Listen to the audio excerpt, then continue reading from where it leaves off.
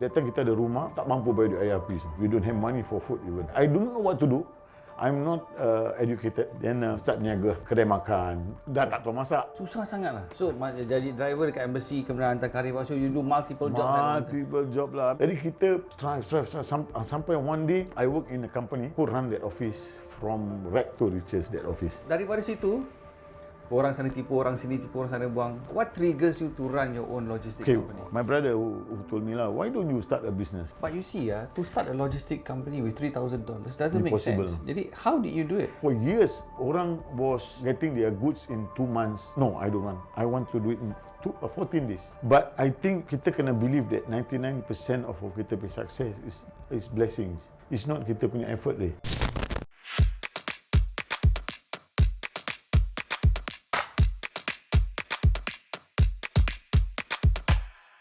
Keep It Coming musim kedua dalam Rags to Riches. Kali ini kita bicarakan tentang seseorang yang berada dalam bidang logistik.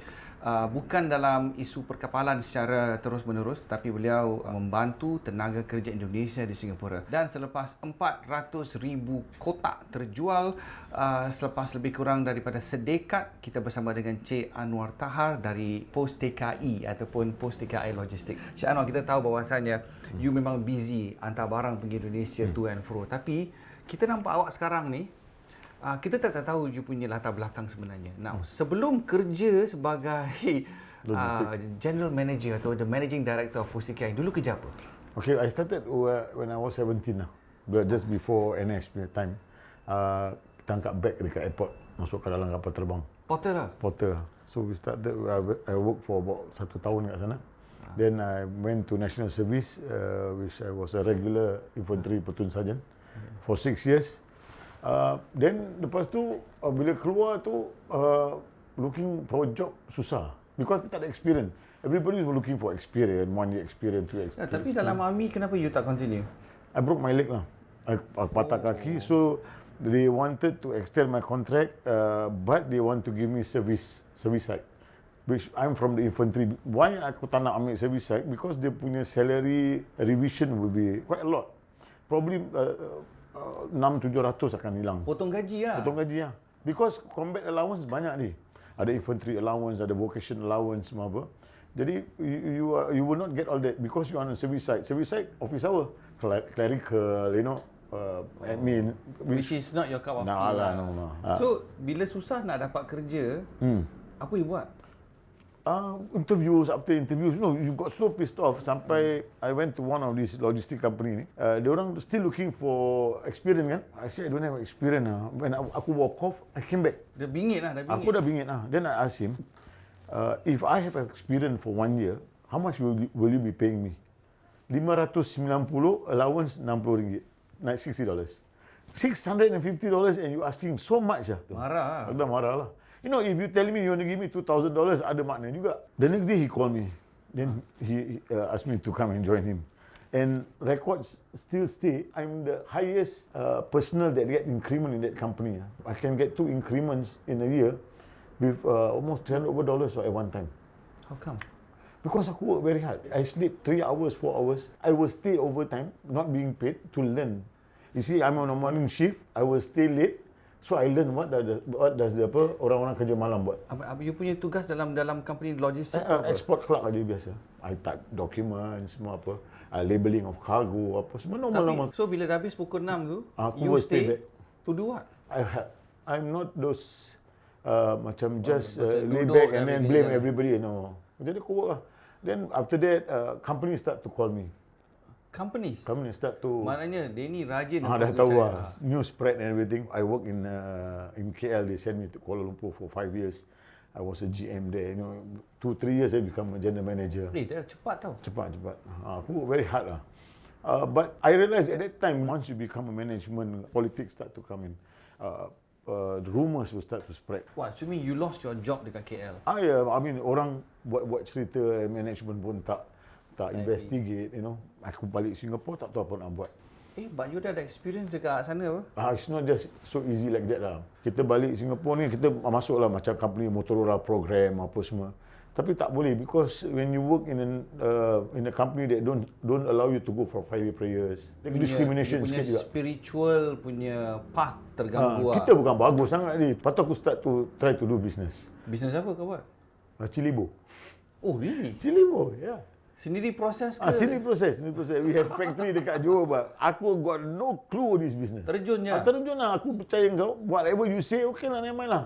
So kita pinjam duit orang kata. Then business dah not work out. Then because maybe aku pun ego lah. I said, since you want to leave, you leave lah. Ni kami tengah loss ni. Jual rumah bayar hutang. How much losses? I think probably about 200,000 at that time. 100 plus lah. Jadi jual rumah. Dah habis bayar hutang semua. Dah tak tahu apa nak buat. So I stayed at my brother's house. My wife stayed at my in-laws. Oh dear. Kita at that time kita ada rumah. Tak mampu bayar duit air api semua. We cannot pay bills. We don't have money for food even. Tapi kita tak cry wolf lah. Tak pergi knock on people doors and everything. Aku do odd jobs lah.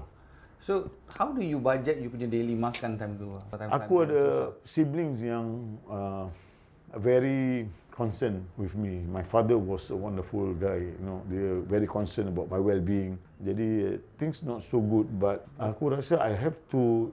I don't know what to do. I'm not educated. Then start niaga. Buka ambil kedai dekat kedai makan. Dah tak tahu masak. Habis? Ambil kedai makan. That's the only option I have at that time. Ambil kuih daripada orang, jual. Macam mana nak laku? Sewa tak boleh bayar. So messy lah my life. Jadi aku work as taxi driver. Susah sangat lah. Aku rasa aku change aku punya lifestyle totally. Maknanya I cannot even afford to go to Johor. So. I cannot even afford to bring my children at that time. It's 5-6 years old, probably go to zoo. Tak ada. So we erase this family lifestyle ni. Tak ada nak pergi outing semua, tak ada. Kita just boring lifestyle. Tapi strive. Buat kerja, buat jadi personal driver dekat embassy. Hantar karipap. Kau pernah buat? Ambil karipap from the supplier. So, jadi driver dekat embassy, kemudian hantar karipap. So, you do multiple jobs. Multiple job lah. I mean, that one point I was a taxi driver for 3 years. It's not as easy macam orang fikir. Gaji 1,000 lebih je ni. I have 2 or 3 children at that time. Tak cukup lah nak bayar api apa. I mean, that time kita ada hutang sana, hutang sini. You know. Macam, kalau aku just duduk je, orang yang kasih hutang pun fed up. So, kalau kerja, dia tengok kau work very hard semua apa, dia kasih you longer time frame, you know. Tak apalah, kau susah lah, tak apa. Jadi kita strive sampai one day I work in a company. When I was driving taxi, I was introduced with someone nak bekerja logistics. So aku run that office from rag to riches, that office. Serious. From satu orang kerja sampai bertambah-tambah orang, we do up so many things. Ini kira rezeki lah. Dia nampak. Dalam taxi tu kau berbual, dia kata you want to work for me. Something like that. Kali family members start to masuk. Family members dia lah. Okay. Habis lah. I still remember when dia cakap dengan aku, you were a taxi driver when I took you. Yeah, I said, yeah. But so what? Yeah, I said I remember. At that time, aku belum buang baju taxi tu lagi. You know, it's so hard. Bukan aku bilang, we become friends. I slept 2 hours, 3 hours just to do your company. With minimum salary. Bukan 4,000, 5,000 pun. Dalam arti kata lain, you help him to build up the business. Yeah. Business menjadi, duit masuk, then family members dia terus masuk management. Management lah, dah masuk lah. Start dah ada family disputes kat dalam semua apa. Then they start to become petty. So I wanted to see the boss. I called him so many times. I said, tell me at any time I swindle 1 cent from your company. Tell me. He doesn't want to see me. Then he go and speak to my friend. I think Anwar is right. I'm wrong. But you're not the sort who will take people's money. No way. InsyaAllah tak. Biar aku miskin. I never wanted to. So daripada situ, orang sana tipu, orang sini tipu, orang sana buang. What triggers you to run your own logistic company? Bila aku left this company, my brother who told me lah, why don't you start a business? You know logistics, my younger brother. So, aku pula tak ada duit. Hardly aku ada $10-20 in my pocket. I'll start business macam mana? So he said, I will lend you money. I say, forget it. I'm not interested in borrowing people's money. Then there was a discussion now. Adik-beradik semua discuss semua apa. Dia cakap, engkau abang aku. You're my brother. So if the company doesn't work out, we can forget about the money. How much you need? 3,000. 3,000? Serius. 3,000, dia nak berniaga apa? Tak apalah, kalau aku tak berjaya, aku hutang kau 3,000 je. Kalau aku minta kau 30,000 tak berjaya, kau pun nanti sakit juga kan. 30,000. Correct. So I took the $3,000. I go and see my mother. I was sitting in front of her. I said, I will make it with only one thing, with your doa now. Wah, sedih sudah dengar. If you doa for me right now, I will excel. Then my mother doa for me. He said, you will succeed, you will succeed, you will succeed. So dia doa semua apa. And I was totally confident and aku tak ada macam worry. But you see, to start a logistic company with $3,000 doesn't make Impossible. sense. Jadi, how did you do it? Aku break down the 3,000 first. I took 1,800 to prepare for schools, budak-budak punya barang, makan. I have a small car tu jangan bawa. Tinggal 1,200 tau. Tinggal 1,200. So I went to Perak Road. Perak Road aku beli printer $30. Printer, dot matrix. I set up company $65. Aduh, ada lagi ada few $100. Lepas tu aku beli telefon murah, register phone, semua dekat my daughter's room. I live kat Tampines before. Jadi dengan komputer lama tu semua, nak bikin apa ni, tak tahu apa nak buat. I started to make cold calling. I make cold calling. Aku telefon balik papan. I call balik papan. Then I said, who this guy by the name of Pak Dadar. I'm running a small logistic company. If you have some transportation to do in Singapore, please call me. No, Tuhan ni kuasa. Oh, kau you call him an old friend. Old friend. Tuhan ni kuasa. Sebelah dia ada somebody that I do not know. So this guy, Billy Hanafi ni, dia terdengar. So he took the phone, he spoke to me. He said, Pak Anwar, you do not know me, but I know you. How come? Because the company that I used to work before deal with his company. And he was the marketing manager at that time. I see. So he set up another company dekat Balikpapan, that is in Kalimantan. He said that I've known your work, I've known your honesty because aku tak pernah ambil rasuah, aku tak pernah ambil kickbacks and everything. I have a logistics company. I have got a contract in Malaysia. You want to do? Just like that tadi. Wah. Just like that. And aku tak ada duit. Macam mana? I want to pay shipping line, tak ada duit. All these things was make easier to me because dia advance payment to me. Nobody does that. Orang kasih credit term kan, 30 days. Dia kasih aku. Saya bilang, Pak Billy, saya enggak bisa buat sebab saya tak ada duit nak bayar shipping line. Tak apa. You tell me the amount, I transfer to you first. Wah. So easy. Jadi kita dah banyak duit pula. Dah ada business. Alhamdulillah, we got this company by the name of GE Oil and Gas. That's in Shah Alam. Dah dapat job semua. My late friend Ariato Ramli, I have to mention him. I owe him a lot. Dulu dia support kita 1 kilo, 2 kilo. The moment Saftri Logistics, Postikai belum siap ni, belum jadi. Saftri Logistics start first. Sekali dia punya orders become a lot. In containers. Apa barang tu? Oil and gas punya barang-barang. Suddenly, aku dapat this business. Kau dapat busy lah. Dapat busy. So all this business. Then I went to Kuala Lumpur. This guy, kita dah bikin charter aircraft banyak because of GE Oil and Gas ni. Oil and Gas company banyak charter aircraft. This guy, this is something that I know is not from me. I know this the doa from my mother. He saw me on Thursday. Kita kenal. He asked me, I have military equipments to bring from Chaklala Airport, Pakistan to Malaysia. Boleh lah? Kita memang boleh aja kan. Saturday he give me the invoices. I quoted him. I still remember 520,000. Monday I collect cash. Advance? How? By logistic? Then I told him, no, I'm a liar. No, I steal people money. No. He said. And aku baru kenal dia last Thursday. He said, I look at you, I know I can trust you.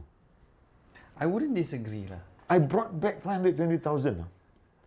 Without no invoices, no faxes, no emails, no nothing. It's just one shake hand. Oh, dia berani lah. Bukan berani, aku jadi burden.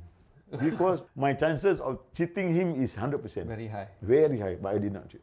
I didn't take any extra I don't think you would ever cheat. I would never wanted to do that. So that's how you all got started? That's the first part. Then, post-TKI comes. How? Post-TKI come, my friend from Jakarta told me lah, you should do this, you should do this. Aku bukan, I'm not those people who venture things Tapi bila dia dah instigate, okay, try lah. But what did he ask you to do? What kind of product? Dia cakap there is about 150,000 domestic helper in Singapore who send things to Indonesia. Why don't you do it? Okay. There is existing company at that time lah. Ada 2-3 company. So we came in. First 2-3 months, total failure lah. 2 box, 3 box, 1 box. Orang tak kenal lah. Kepala sakit. Then kita panggil marketing company. Then we change the concept of the flyers first. Oh, okay, The okay. marketing strategy. Sekali dia start to pick up. Pick up. Then aku read the whole system, I change. For years, orang was getting their goods in 2 months, 3 months, 1 month. No, I don't want. I want to do it in 14 days. And I manage. How? We rush things. You don't keep. We don't keep. Kita rush. We move at the loss first. Bila orang tengok kita cepat, load start to come in. Now, alhamdulillah, I think we have about 80% of the, maybe 70% of the business. Dari mana ilham tu datang untuk hantar barang cepat jadi more welcome? I'm operational lah. Kalau aku tengok sometimes I flashback, aku tengok the build up from my time aku start work until the post TKI start. Allah Ta'ala has planned my life that today, alhamdulillah, I hope it's a blessed punya ending lah. For example, I used to carry bags. I was in the military. Maknanya ada disiplin. Then I used to become a driver. I know how to treat people, how I want to be treated when I was a driver. So all these things makes you prepare that to be a good management punya person. Yeah. So you think all kesusahan yang kau jalan itu are all blessings actually. But now, when you say you uphold 80% of the market of post TKI logistics right now, right? But it's not all bunga-bunga, it's not all flowers. Yeah. When the business went down, what did you do for recovery? Your current post TKI punya logistics. Okay, kita pun ada face some turbulences in the office. For example, kita internally kita punya management kata orang treason lah macam gitu kan. Diorang try to bad mouth kita, overthrow kita, bad mouth. Post TKI penipu lah, post TKI liars lah, dia banyak. So nama rosak. Nama rosak. But it's not us, so we are not afraid. If you accuse me of being a robber, I am not afraid because I am not one. I don't care. If orang dah taburkan fitnah, they say bad things about your business and the business didn't drop, which means your service is good. Now, tell me about post TKI punya good service. What did you do that your clients stick like glue? Kita maintain kita punya service macam biasa. Everybody will do the same thing. But I think kita kena believe that 99% of kita punya success is blessings. It's not kita punya effort deh. So sebut tentang blessings, what did you do on your personal level to get blessings daripada Allah, to get blessings from people? What are the good things? Maybe I can learn a few things from you. Betul. Aku pun learn juga kan. Tell me what the things you do. Okay, aku have never sidelined my mother at any junction. Contohnya macam mana? If I want to buy something, if I want to buy a car, I will ask her. Oh. Yeah. If she say don't, walaupun dah besar, dah anak, dah cucu macam ni. I just bought one car, and when she tell me, your red car is too fancy for me, get me a good car. Get a good car, then you will be very comfortable. The very next day aku beli. She doesn't know whether I have money or not, but I just want to listen to her. I'm like that. You wanted to buy a property in Malaysia about 1.4 million RM. So dah beli, dah tengok dah bagus-bagus, I have to ask my mother. Okay. My mother one word aja, no lah, jangan beli lah. So I didn't even argue. Okay, tak beli. Tak ada lawan pun. Tak ada lawan. Then bila go to KL, this property agent, why don't buy lah? I give you good price. My clerk at that time kat KL cakap, if you were to sell him 100,000 RM today, he will still not buy. Because mak kau. My mother say no means I will know. I will follow. Kenapa penting untuk dapat berkat seorang mak dalam hidup ni, bukan dalam niaga je, dalam hidup ni, kenapa selagi mak tu hidup tu kita harus dapat berkat dia? Ini bukan orang cakap ni, agama kita cakap. See, when you have the blessings of God, no evil will harm you. But if you have the blessing from your mother, no harm can harm you. That is what I think. Tapi tak semua orang ada mak yang baik, yang mendoakan. Semua mak baik. Whether she's a drunkard, whether she's a drug addict, whether dia robber, she is still number one in our life.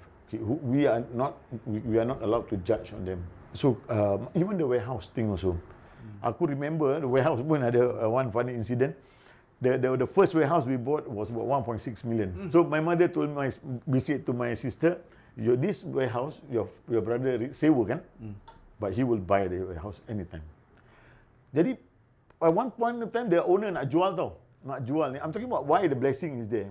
Aku pujuk for 6 months hari. Pujuk tak nak, tak boleh. I go and see my mother. This is what happened. My mother told me like this, don't worry, the warehouse is yours. Kau tahu aku, I don't see any torchlight pun, bukan cakap lampu. I don't see any light. Macam mana ni? Nego dengan the owner, tak boleh. The day when Far East organisation came and recommended me on the we are on the 3rd floor kan, 0350. 4th floor ada, tapi dekat in the middle. Whether I like it or not, I got no choice. I have to move out. Pagi tu, before Far East orang datang nak sign agreement for the new place, I went to see my mother first. How? You don't worry.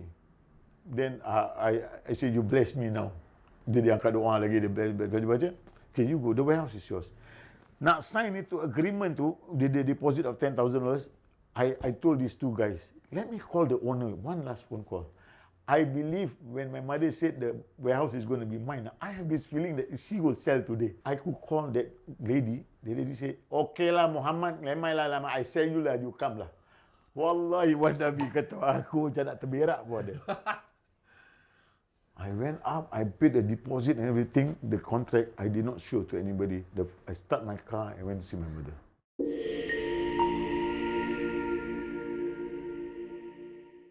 If you enjoy our content, please remember to like, subscribe and turn on the bell for notifications.